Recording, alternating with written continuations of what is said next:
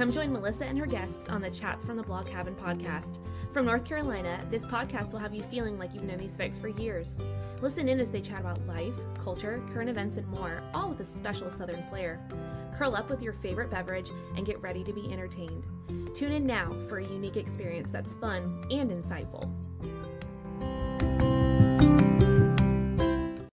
Hey y'all, welcome back to another episode of Chats from the Blog Cabin, the show where I virtually invite people into the Blog Cabin to chat about life.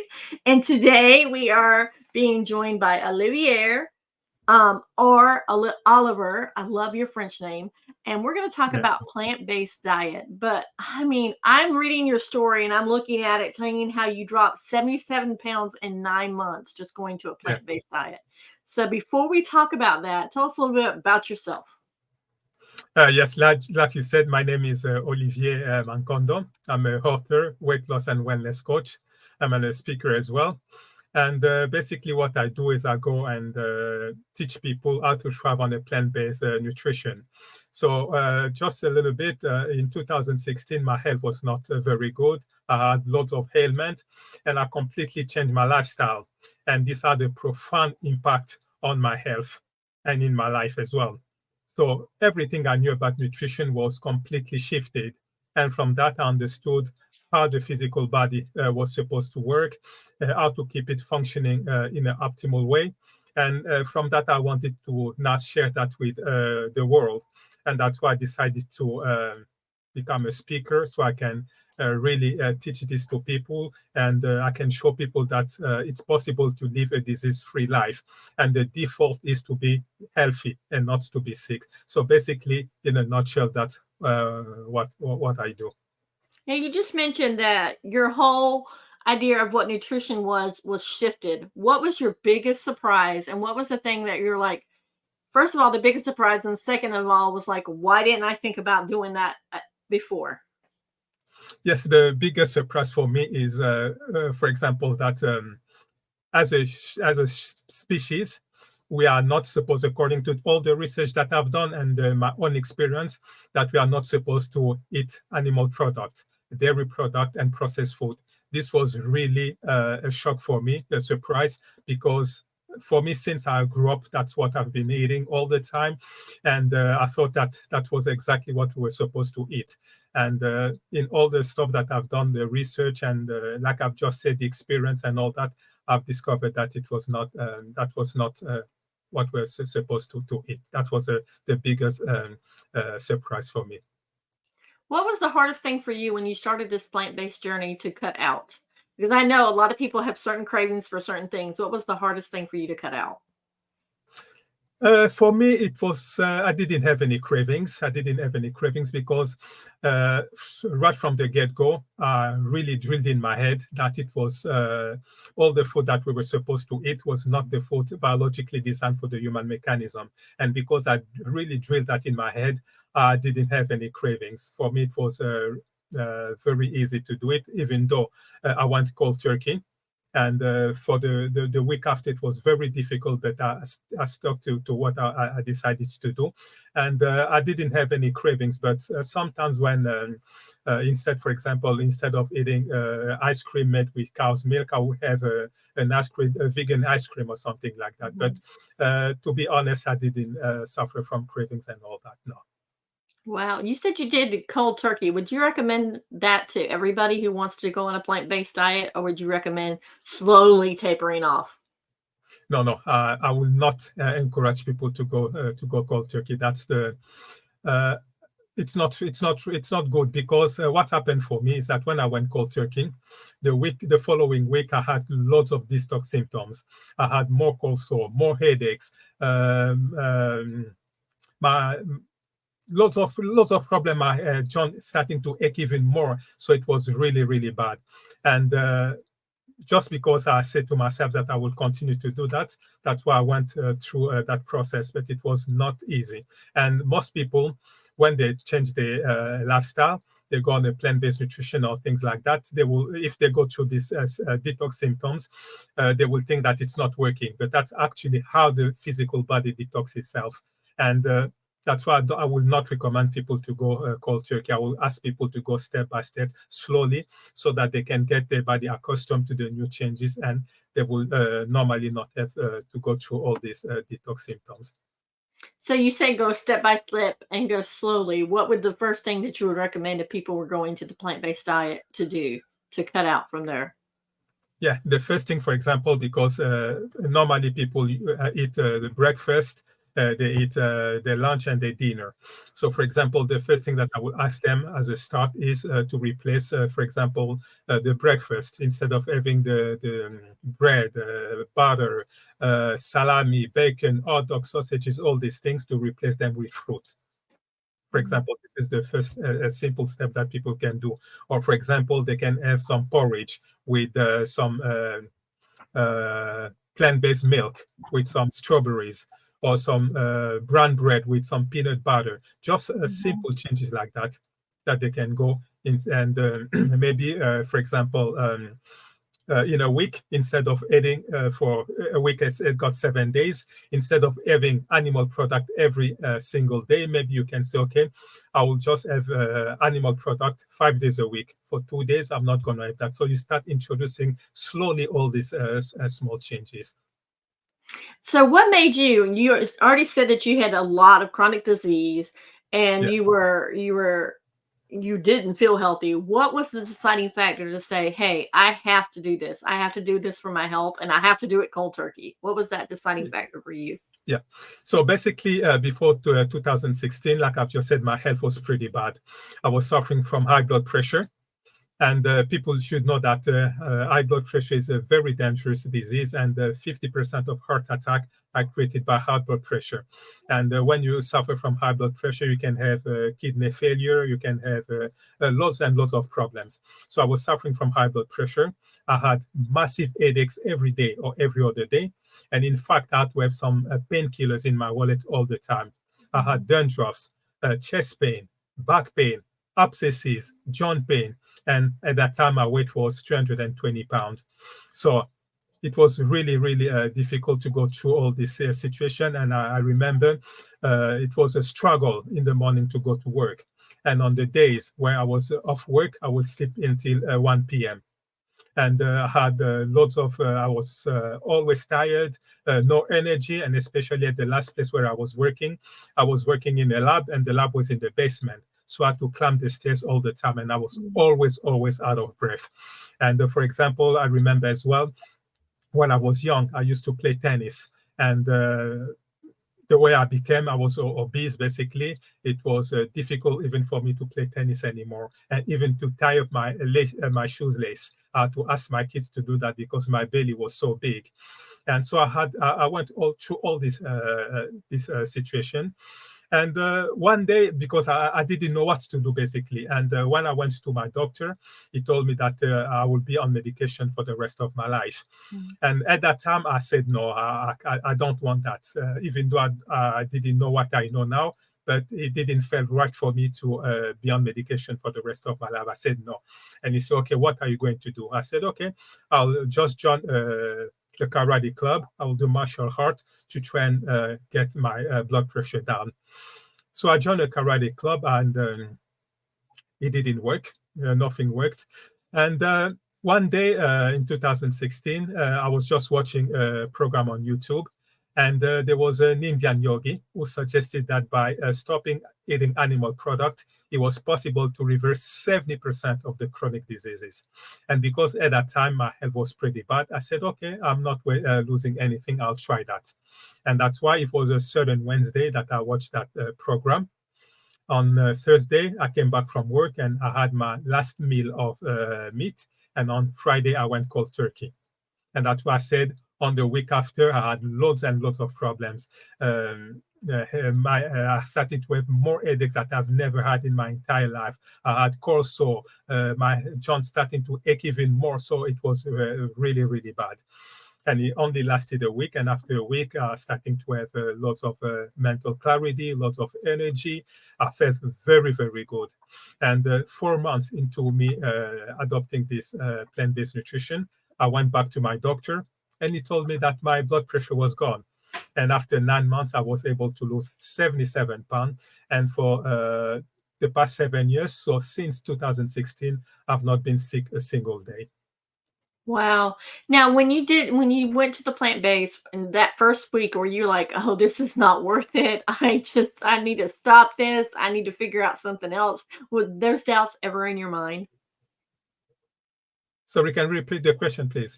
When you were going the 7 days when you were detoxing from the meat, Yeah. was it ever in your thoughts in your mind saying, this is not worth it? I need to go back and start eating meat because I feel so bad. I feel worse than what I did before. No, it didn't. Even though I didn't even know that it was the detox symptoms, but because when I followed that program on YouTube, it was so profound. I really, really understood that I had to stop with animal product, the dairy product, and the processed food.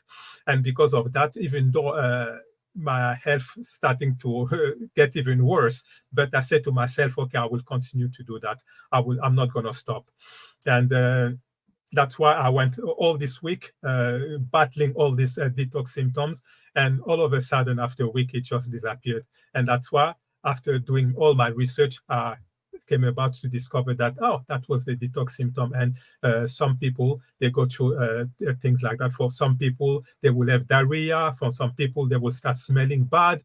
There's lots of stuff that you can go through. You will feel headachy, or you will feel tired, lethargic, and stuff like that. But for me, because I really, really drilled that in my head that this was the right move for me. And it didn't cross my mind that that I had to stop the process. No, it didn't I cross do my have a mind. question. Was there a point when you said, okay, I'm going to try this, but in your mind, did you ever think, well, if it's not going to work, I'm going to give myself to this particular date, and if it doesn't work, then I'm going to try something else to see if it'll affect my health? Was there like an exit plan for you, or were you going in full in, this is going to work, I'm not even giving myself any outs for this? No, for me, I said to myself, I will give all to do that, but I didn't know if it were going to work. I've had no idea.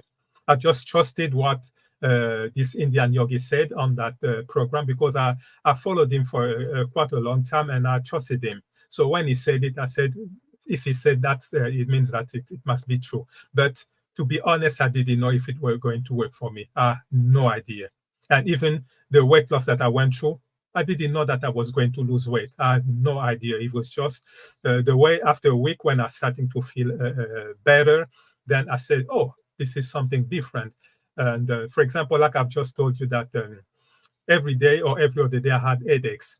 But after that week, completely stopped. I starting to feel a lot of energy in the morning when I was waking up. Stuff starting to feel really different. But before that, no, I didn't know if it was going to work. I had no idea. So I just trusted what that Indian yogi said. Wow. We need to take a brief commercial break, but we'll be right back. People welcomed me, and they knew the pain of the journey that we'd been on because they'd been there too. Other Parents Like Me is an online community, peer-led, for parents with kids struggling with mental health and or substances. It's a space that's safe. Feels like I can actually share what's going on. We offer 15 daily support groups per week and live speaker talks on Thursdays, as well as a monthly expert panel. We also have a resource hub that has a toolkit. This includes over 1,000 articles, podcasts. There's a glossary with the most recent and relevant terms. And we have a directory that's been vetted. The overwhelming feeling when we're sitting in a meeting and I'm telling my story and I see others shaking their head, tears falling. You know, they understand this roller coaster and they're along for the ride. And we are back chatting about plant-based diet. Now, I do have a question. When you're talking about plant-based, are you talking about eating as raw as possible, like the meals? Are you talking about processed plant-based foods? Because I know a lot of people in the plant-based diet thing were like, no, you don't have to, you can't add processed food into you. You have to eat everything clean and green. So let's talk about that. Yeah. So when I'm talking about plant-based nutrition, basically it means that you have to stop animal product, the dairy product. You can still have some processed food, but it needs to be very minimal. The bulk of your food needs to be whole food. So that's basically what I'm talking about. For me, for example, yes, sometimes I will have some processed food, some vegan processed food. Yes, I will have some, or sometimes once in a while I will have some fake meat and stuff like that. But the majority of what I eat is whole food, and that's exactly what the plant-based nutrition needs to be about. Because if we look, we will see that we are electrical beings. We need microelectricity for our body to work in an optimal way. And we can only have microelectricity from live food. And what do I call live food? It's fruit, vegetables, legumes, grains, nuts, and seed. And why do I call them live food? Let's say, for example, if you have a green banana, if you leave it there, after a couple of days, it's become yellow, right? And if nobody eats that banana after 10 days, 2 weeks, then the rotting process starts. So you can see that the banana had a life. It was green, yellow, and ready to rot. But if you look at animal product, as soon as the animal dies, the rotting process starts immediately, which means that it's dead food. And like I've just said, we are electrical beings. We are living beings. So we need live food. And that's why we need to get all our nutrients from live food. And when you look at, like I said, fruit, vegetables, legumes, grain, nuts, and seeds, you've got lots of nutrients, you've got lots of vitamins, you've got phytonutrients, and you've got fiber as well. Because when you look at the fiber, it acts as a broom in your intestine and all that. And when you eat food with fiber, you're not going to be constipated. But when you look, for example, at animal product, they've got no fiber, and it creates constipation. And when you are constipated, it's very, very bad for the human mechanism, because there are people who can spend 3 days, 4 days, even a week without going to the toilet. And this is very, very detrimental for the human mechanism, because when you are constipated, all these fecal matters, all this toxin will be reabsorbed into your bloodstream. And that's why a lot of people will start suffering from high blood pressure, diabetes, cancer, Alzheimer, Parkinson, arthritis, and all the autoimmune diseases where the body destroys itself, like the inflammatory bowel disease, the lupus, the psoriasis, the rheumatoid arthritis, and all these things. So really, if you really want to thrive, the best thing to do is to adopt plant-based nutrition. So take us through your daily meals and what you put in each one of your meals, because I think a lot of people are really curious. They're like, well, you don't eat meat. Well, you just eat salads all the time. And that's not true, correct? No, that's not true. No.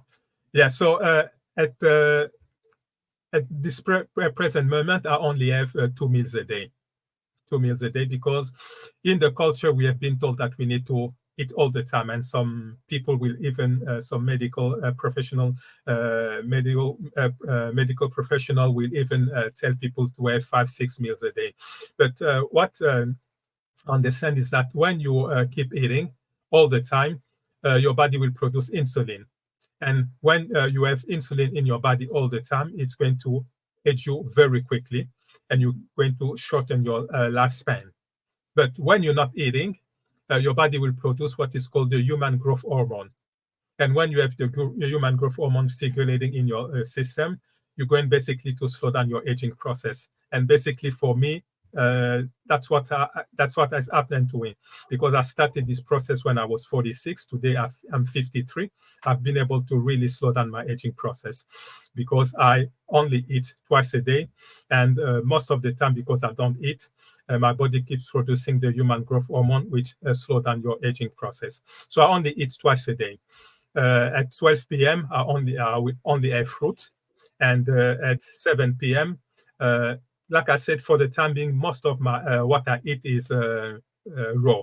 98% of what I eat is raw, and only 2% is cooked. But that's not what I'm preaching to people, because when I started this journey, I was eating lots of cooked food. So, for example, for cooked food, people can have mushroom, you can have lentils, you can have broccoli, you can have cauliflower, you can have plantain bananas, you can have brown rice, you can have brown pasta, you can have sweet potatoes, you can have potatoes. There's loads and loads of things that you can eat. But people, when you tell them that you don't eat meat and all that, the only thing that came to their mind is that you only eat salad. No, there's lots of things that you can eat. For example, you can have brown rice with spinach and beans. You can have, for example, pasta with, I don't know, mushroom. There's lots and lots of combination that you can do.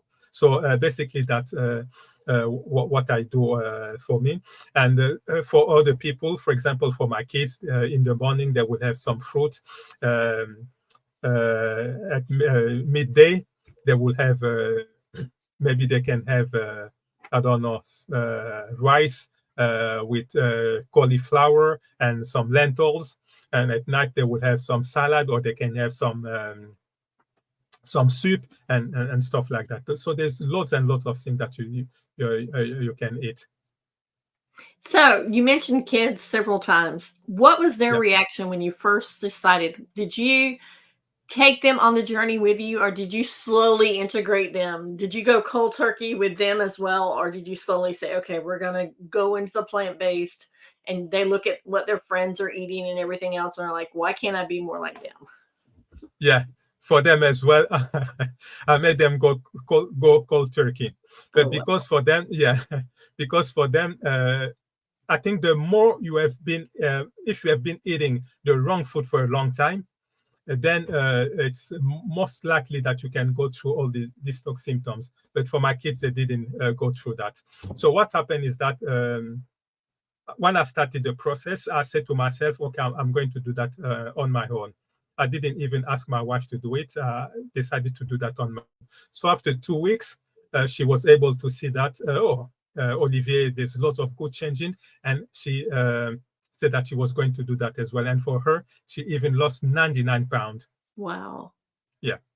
So after a month, we saw that, oh, this is very good. And we sat our kids and we tell them that, okay, this is how we're going to eat now. Obviously, they were not happy. They said that, why are you making us do this? But I tried to explain to them. So reluctantly, they accepted it. But now they are thanking me for that. For example, I've got one of my sons. He had eczema for 11 years. We saw doctors, they prescribed all sorts of creams, but there were no changes. But when we adopted this plant-based nutrition, it only took 2 weeks for his entire eczema to disappear completely.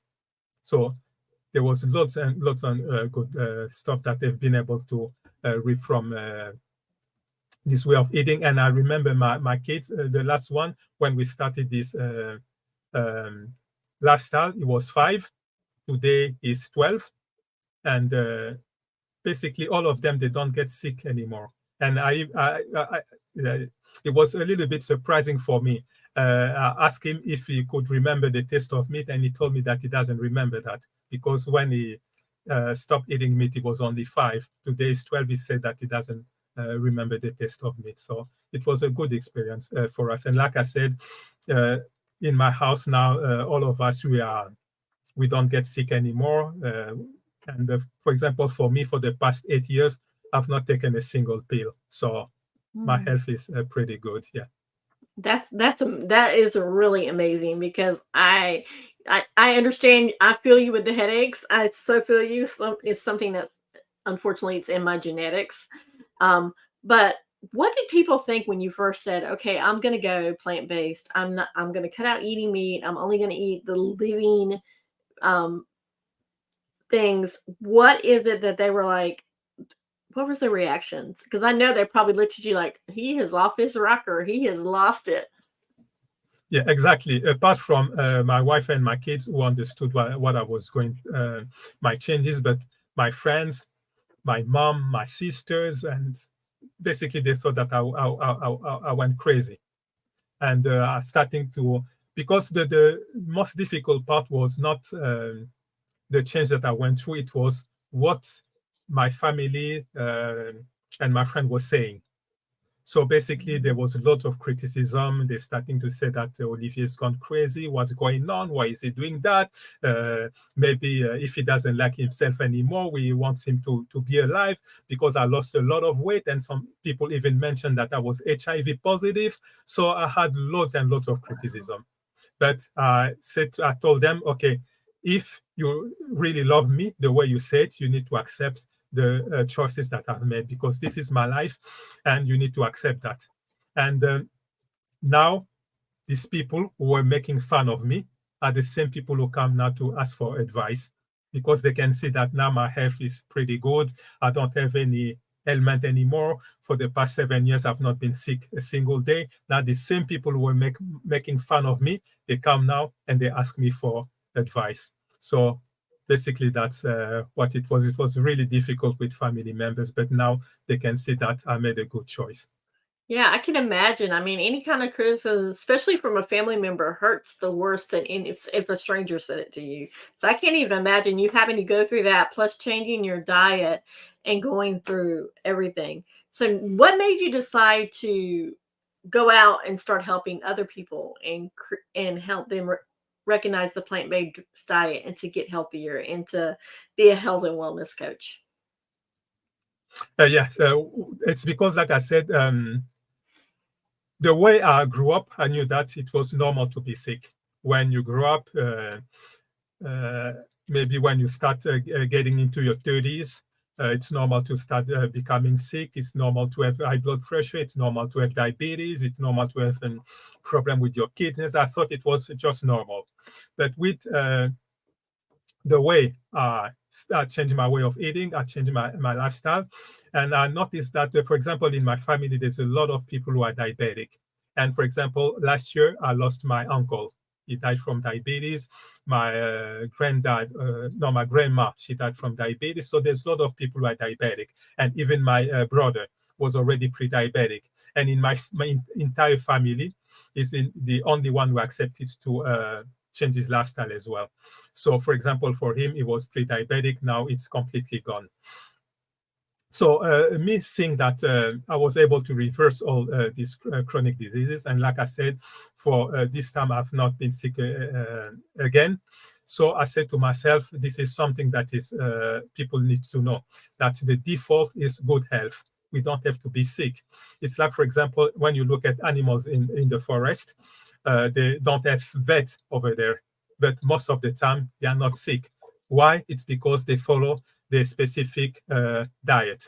And if we as human beings, if we can follow our specific diet, we can have enough sleep, we can expose ourselves to sunlight, we can breathe fresh air.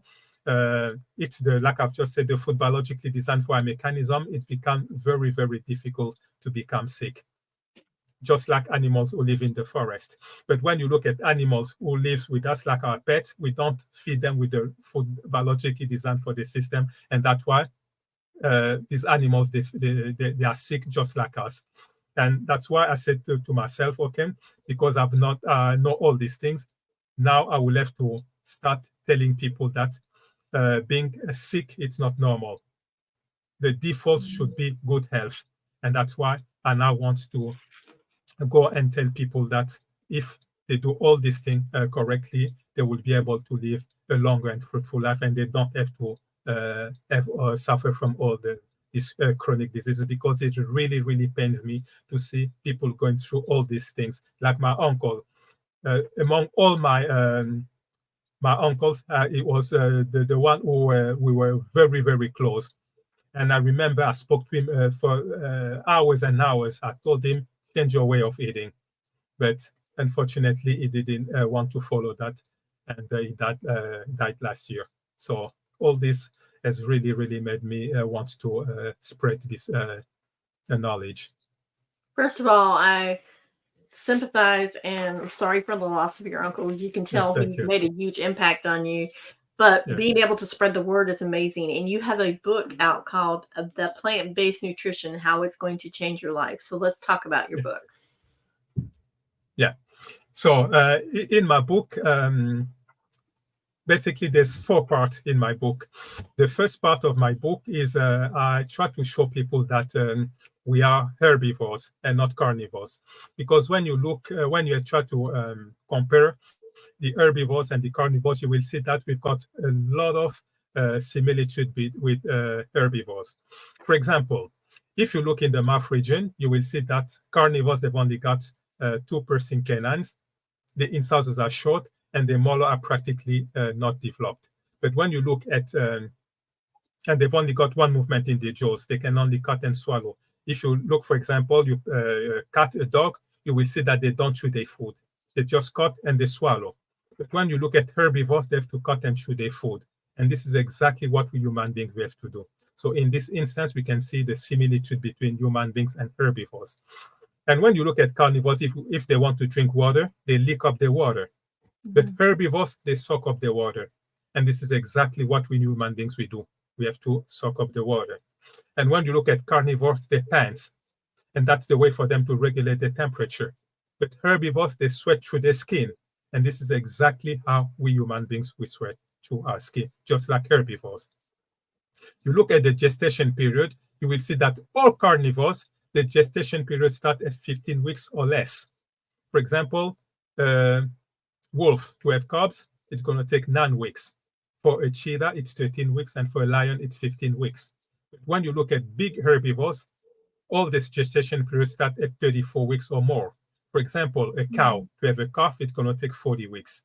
For a horse, it's 47 weeks. For a giraffe, it's 60 weeks. And for the human beings, it's 40 weeks. Again, the human beings fall in the category of big herbivores and not carnivores. So when you look, you will see that carnivores, they've got a shorter gestation period and multiple births. For example, a lioness will have multiple cubs at one go. And when those cubs are born, they are blind. They will be able to see after a week or 2 weeks. You look at big herbivores, they've only got one baby at a time. For example, cow will have 1 calf. An elephant will have 1 calf. And when those calves are born, they are not blind. You look at us human beings, we've got single birth as well, rarely twins. And when our babies are born, they are not blind. So again, here you see a similitude between human beings and herbivores. And when you look as well, you will see that carnivores, they've got shorter intestines, which are roughly 3 times the length of their bodies. You look at herbivores, they've got longer intestines, which are roughly 6 times the length of their bodies. You look at us human beings, we've got long intestines, which are 27 feet long, 9 meters or 27 feet long. And when we eat meat, it gets transformed into uric acid. And that's why a lot of people suffer from gout. And you will see that carnivores, they've got very powerful kidneys to enable them to get rid of that uric acid. But unfortunately for us human beings, we haven't got powerful kidneys. And there's an enzyme which is called taline. That enzyme enables the digestive process to start in the mouth region. And only human beings and herbivores have got that enzyme. No carnivores have got that. So again, here you can see the similitude between human beings and herbivores. And to finish, when you look at carnivores, like I told you, they've only got 1 movement in their jaws. They can only cut and swallow. So the stomach acid is 20 times stronger than our stomach acid. So in all this, you can see that we are herbivores. And to be more precise, we are frugivores. And even when you look at the gorilla, we share 99% of the same DNA. But what do gorilla eat? They eat fruit, vegetables, and tender roots. They do not eat meat. How come we share 99% of the same DNA, but we human beings, we are supposedly, we need to eat meat? So that's basically the first part of my book. I talk about that. In the second part, I talk about, in this, basically, I talk about why people don't have to eat animal product, why they don't have to eat the dairy product. Because when you look at dairy product, you will see that human beings are the only species in the entire creation to drink milk from another species. You will never ever see that. You will never see, for example, a cat drinking dog's milk or a goat drinking cow's milk, because every milk is specific to its own species. And for example, when you look at when we drink cow's milk, it's got loads and loads of calcium. So when we go to urinate, we're going to lose that excess calcium to the expense of our own calcium. And in the cow's milk as well, you've got loads of phosphorus. And again, we have to neutralize that. And to do so, we'll have to, the body will have to leach out calcium from our bones, our teeth, and our muscles. And that's why a lot of people start suffering from osteoporosis. And you will see in the countries where the milk intake is very high, you will see a high incidence of osteoporosis as well. And when you look as well, you will see that in the cow's milk, the amount of estrogen is very high. And an increase of estrogen is linked to cancer. And when boys and girls drink cow's milk, later on in life, they will start suffering from breast cancer, uterus cancer, ovarian cancer, and for boys, it's going to be prostate cancer. So that's why in the book, I try to explain why it's not a good idea to eat, to eat a dairy product. And I spoke about processed food as well, which are full of flavoring, preservative, coloring, and stuff like that. And these are substances not recognized by the body, and they create havoc. So that's what I speak in the first part of my book. I speak as well about my own experience, the way I've been able to lose all this weight by changing my way of eating.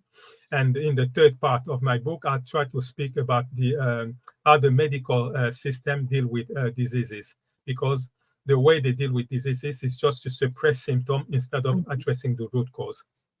And in the last part of my book, I give lots of tips so that people can do if they really want to lose weight and reclaim their health. So in a nutshell, that's what I speak about in my book. Now, you talk about all this research that you did. What kind of research, how long did it take you to get all the research compiled? Because I'm sure when you first started out, you did a lot of research, but to compile all this research so that when you published your book, people are going to say, he definitely knows what he's talking about because here's the research to back it up. How long did it take you to compile all that research? 3 years. It took me 3 years because I started this weight loss journey in 2016. I was able to write my book in 2019. So I started in my journey in 2016. And in 2019, I wrote the book. So it took me 3 years to compile all this research and all that, and especially my own experience as well, because it's good to do some research, but all the research that I made, put that experience that myself, and I was able to see that it was correct. Now, do you cite your research in your book so that way people can go, oh, I want to learn more about this, and I can go look it up myself? In my book, no, but if people would like to have more information, they can go in my YouTube channel. In my YouTube channel, I talk about all these things. Or if they can go in my website. In my website, I've got a blog where I wrote article, and over there, they will be able to see all the research that I've made with all the article and all that. So the best place to go is to go on my website. And I've got a blog where I've written all these articles, and they will be able to see for themselves all the research. Yeah, I think that's important because a lot of people can come out and say, oh, you can do this, you can do that, and then they don't have anything to back it up. When I know you have stuff to back it up because just looking at you and hearing your story, you know you have stuff to back it up. But I know there are cynics out there that are like, well, it may work for him, but he's just talking about research, but where is it at? And the fact that you have a place, even though it's not in your book, but it's a place where other people can go and check out for themselves and read about your experience as well, I think it's going to help a lot of people. Yeah, but what I can add over there, what personally, what I think is, even though you can go and do some research, but I think the best thing is your own experience, because the research, when you look, it keeps changing. For example, in the 80s, doctors told us that it was good for women to smoke.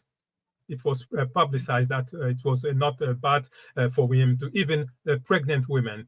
Doctors were saying that it was good to smoke.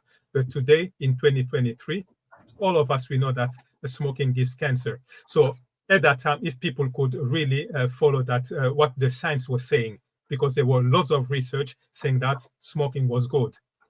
But if you smoke, at that time, if you were smoking and you could feel that it was not good for yourself, you will know that this is not good, even though the research are saying otherwise. So I think the best thing is your own experience above all. I love that. Because obviously you don't know how your body's going to react. Like you said, you went through a detox system, but there may be some people that, like, for instance, you talked about fiber. I know, for instance, if I have too much fiber in my diet, it tears me up. So people need to know what affects what body, because every human body is made differently. The way things are, the DNA is different, correct? Personally, I'm not too sure about that, because what is happening is that, for example, if you, for a long time, if you've been eating the wrong food, when you start introducing some stuff, you need to go slowly. If you do that too much at the same time, you can have problem. For example, like you said, that if you eat too much fiber, you start having problems. It doesn't mean that the fiber are bad. It means that your body needs to get accustomed to the new changes. And maybe you need to go slowly over a long period of time, and you will see that your body will now accept all these things. But if you go, for example, they tell you, okay, you need to go on a plant-based diet, and you start having loads of fruit, and no, it's going to make you sick. So you need to go slowly, because like I keep saying, if we look at animals, all of them, they eat the same. For example, lions, they've got their specific diet. You look at elephants, they've got a specific diet. You look at all the animals, they've got a specific diet. But why it's only us human beings who are supposed to eat differently? For me, it doesn't make sense. It doesn't really make sense. It's just that because we've been eating different stuff, and when you start to introduce something which are not accustomed to your system, it can create problems, and people will say this is not good. But if you introduce that very slowly over a certain period of time, then your body will get accustomed to that, and it's not going to be a problem anymore. Okay, as a parent, when parents are thinking about starting this plant-based diet with their kids, and kids, when they come home from school, they want a snack. What would be some of the things that you would say, okay, take out that processed food for snacks? What would be some of the things that parents can put out for snacks for their kids, so that they're still getting that nutrition and they're still getting that snack after school, because their body, they need fuel to get their brains to do their homework. So what kind of snacks would you have parents say, okay, the processed food's gone, what snacks should we lay out for our kids?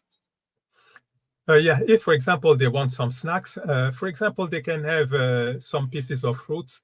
Maybe they can have, I don't know, porridge with strawberries, or maybe some peanut butter. Just simple things like that. But what I'm saying, I'm not completely against all the processed food. But what I'm against is the processed food which have been heavily processed, or the processed food which have been made from dairy products. For example, instead of having the kids, for example, they can have ice cream. For example, my kids, I still buy them ice cream, because I don't want to be dogmatic. I just don't want, oh, no, you can't touch these things anymore. No, I don't want to be dogmatic. So, for example, instead of giving them ice cream every day, maybe I will give them once a week, but it's going to be a vegan ice cream, which is not made from cow's milk. Or, for example, I can give them some chocolate, but chocolate made with plant-based chocolate, which has got no dairy product. So you can still give them all these things, but you need to make sure that they don't have any dairy product, and you don't have to give them every day. For example, let's say today I can give them chocolate. Maybe after the week after, I will be able to give them again. Or at the end of the week, I can give them some vegan chocolate or some vegan biscuit, just things like that. But it doesn't have to be every single day. And like I've just said, when you get kids to eat all the time, I think it's not a good thing, because like I've just said, when you keep eating, people think that when they keep eating, it's going to give them strength. But what people need to understand is that 80% of our energy goes to digest food. 80%.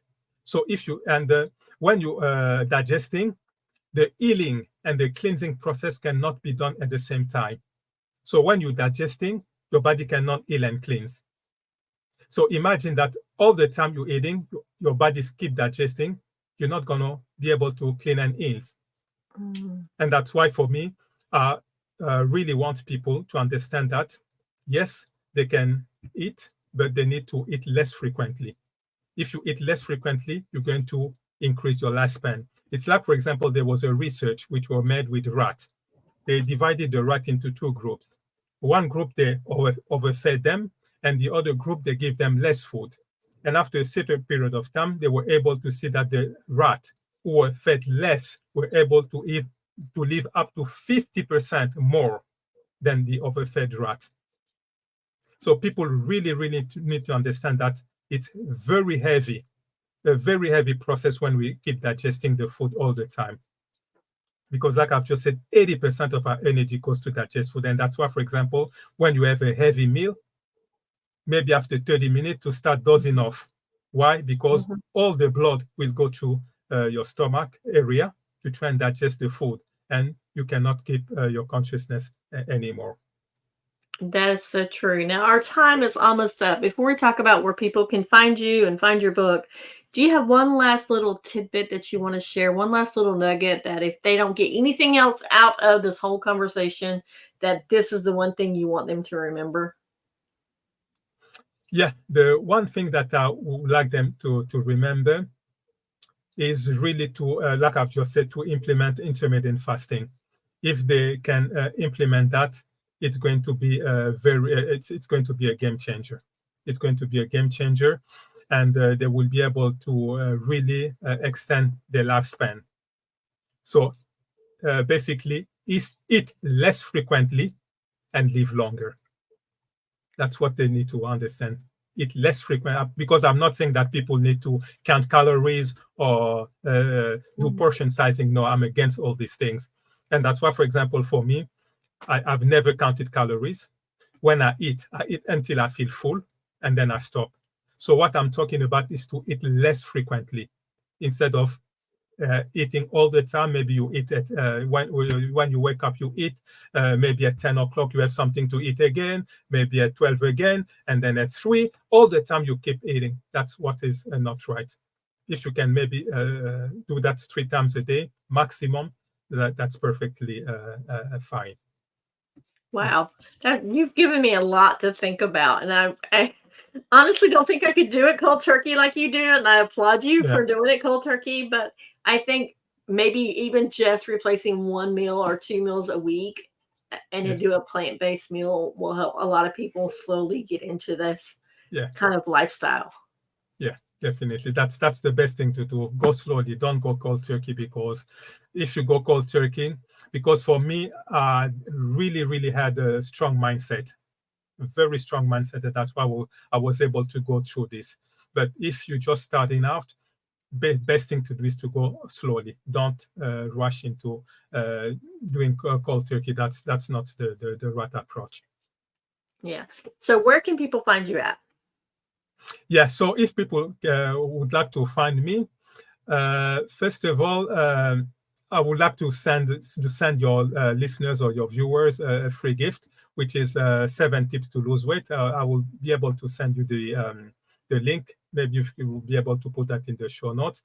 And then people, if they would like to, they can go and have my book. They can go on my website. If they want my book, The Plant-Based Nutrition, It's Going to Change Your Life, they can go on my website. They can have that, or they can go on Amazon. They will be able to have that as well. And then for people who are interested, I do a one-on-one 16-week coaching call. Basically, what they can do, they can go on my website, which is oliviermankondo.com. They can go and sign up to my free online masterclass. In that free online masterclass, what I do, I give the 5 biggest mistakes that women over 30 make when trying to lose weight. So they can watch that. And towards the end of the masterclass, there will be a possibility for them to schedule a free discovery call with me. So on the discovery call, they will be able to establish where they got stuck, what's their problem, what they're going through, and if there's a good fit, then we'll be able to work together, and I will be able to help them to lose weight, but more importantly, to reclaim their health. Because what people need to understand is that being slim doesn't mean being healthy. People get that really confused. It doesn't mean it's not the same thing. Because when I give you the example of my uncle, he was very slim, but he died of diabetes. So in my program, what I want is for people to lose weight, but more importantly, to live a disease-free life. Because like I said, it's possible to live a disease-free life. When we age, we don't have to become sick. That's not the default. And you also have a TikTok, YouTube, and Instagram as well. Yes. So, Olivier, thank you so much for coming on and for sharing about the plant-based diet, for sharing your journey, because I think it takes courage to step out of the norm, to tell about your story, and to share and want to share with other people as well. So thank you so much for coming on.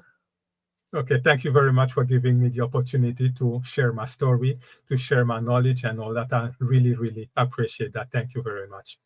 Okay, guys, I will share in the show notes all the information where you can find Olivier, as well as I think he's going to shoot over the 7 tips for me so I can add those in the show notes as well.